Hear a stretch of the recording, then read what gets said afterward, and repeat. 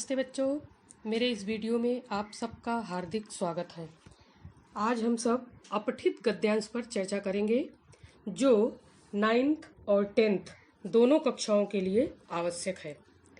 अपठित आप नाम से ही जान रहे होंगे कि अपठित विरुद्धार्थी दिखाई दे रहा है, पठित और अपठित। पठित का मतलब पढ़ा हुआ और अपठित का मतलब नहीं पढ़ा हुआ। तो अपठित का शाब्दिक अर्थ है जो पढ़ा नहीं गया है, जो पाठ्य पुस्तक से जुड़ा नहीं है, जो अचानक आपको पढ़ने के लिए दे दिया जाए वो अपठित कहलाता है। अपठित का कोई क्षेत्र विशेष नहीं होता।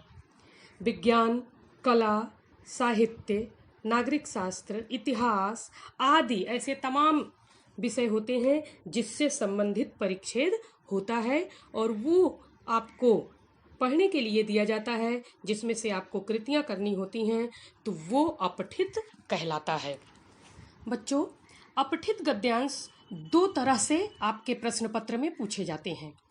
एक गद्य विभाग में 6 अंक का होता है जो कृति पर आधारित होता है। दूसरा उपयोजित लेखन रचना विभाग में जो 4 अंक का होता है, जिसमें आपको प्रश्न बनाने रहते हैं, जिसमें गद्य खंड दिया रहता है और 4 प्रश्न आपको बनाने होते हैं। तो जिस पर चर्चा करते हुए आपको इसके पहले मैंने एक वीडियो भेजा हुआ है, उस पर चर्चा हो चुकी है। तो आज हम गद्य विभाग में पूछे जाने वाले अपठित गद्यांश पर चर्चा करेंगे जो 6 अंक के लिए आता है। अब इसमें आप ध्यान दीजिए कि आपका गद्य विभाग जो है 20 अंक का होता है, जिसमें पठित पाठ पर 2 कृतियां जो 7 और 7 अंक की होती हैं, 14 नंबर की, और ई विभाग जो इसमें होता है उसमें अपठित गद्य होता है, जिसमें एक कृति पहली जो होती है आकलन कृति 2 अंक की, फिर दूसरी कृति वो भी आकलन कृति होती है, वो भी 2 अंक की, और तीसरी जो होती है स्वमत अभिव्यक्ति होती है, उसमें आपको अपने विचार देने होते हैं, वो उसी परिच्छेद से संबंधित होता है, वो भी 2 अंक का होता है।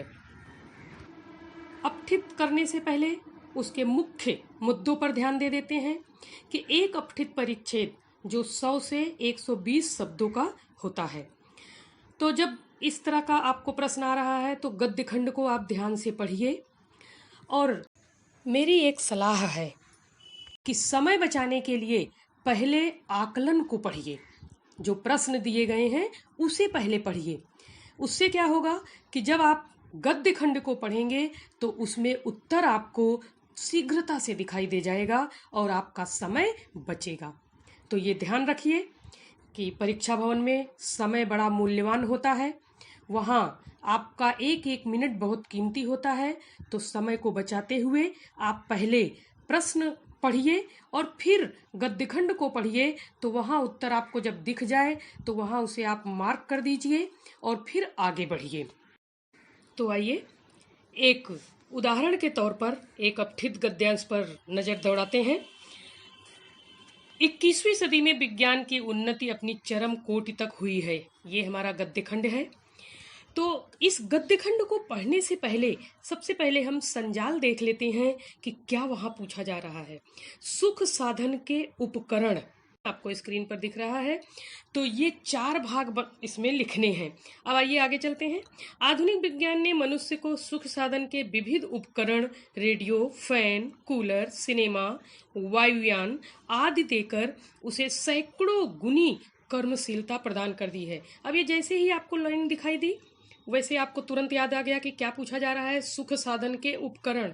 अब यहाँ से आप तुरंत लिख सकते हैं रेडियो, फैन, कूलर, सिनेमा, वायुयान। इन चारों में से कोई भी, चारों में आप एक एक लिख देंगे। 5 दिए हैं, उसमें से कोई भी 4 आप यहाँ पर लिख सकते हैं। तो आपने देखा बच्चों कि अगर हम पहले प्रश्न पर नजर डालते हैं तो उत्तर ढूंढने में हमें बहुत जल्दी से उत्तर हमें मिल जाते हैं। अगला देखेंगे, परिणाम लिखिए।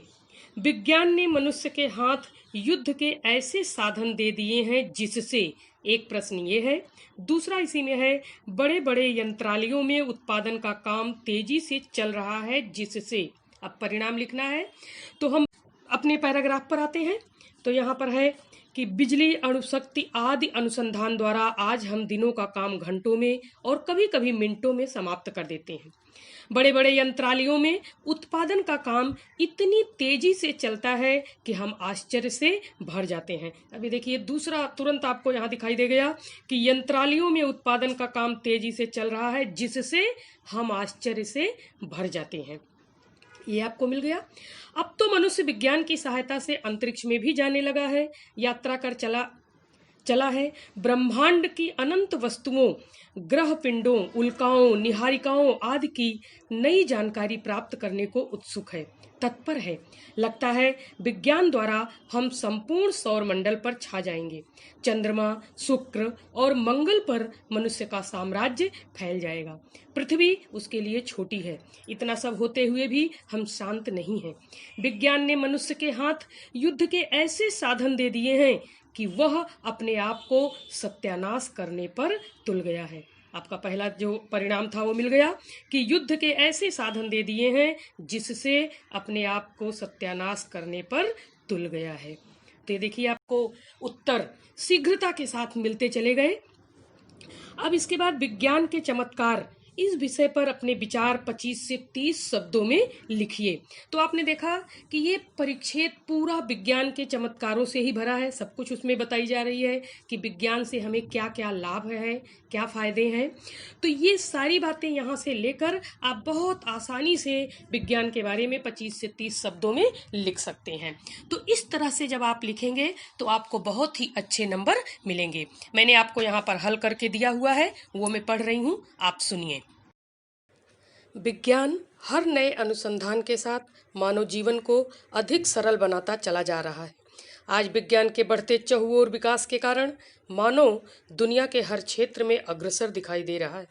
मानव ने विज्ञान की सहायता से पृथ्वी पर उपलब्ध हर चीज को अपने काबू में कर लिया है। विज्ञान की सहायता से हम ऊंचे आसमान में उड़ सकते हैं व गहरे पानी में सांस ले सकते हैं। विज्ञान के बढ़ते हुए विकास के कारण ही मनुष्य चंद्रमा से लेकर मंगल ग्रह में पहुंच गए हैं। हाल ही में भारत के मंगलयान का सफलतापूर्वक मंगल की कक्षा में पहुंचना मानव की विज्ञान के क्षेत्र में बढ़ रही प्रगति का उदाहरण है। पुरातन काल में जो चीजें असंभव सी प्रतीत होती थी, विज्ञान के बढ़ते उपयोग के कारण अब वह साधारण सी महसूस होती हैं। इस प्रकार विज्ञान के चमत्कार हमें प्रातः से लेकर रात तक हर जगह दिखाई देते हैं। मुझे पूर्ण विश्वास है कि अपठित गद्यांश की कृतियां करने का तरीका आप पूर्णतः समझ गए हैं।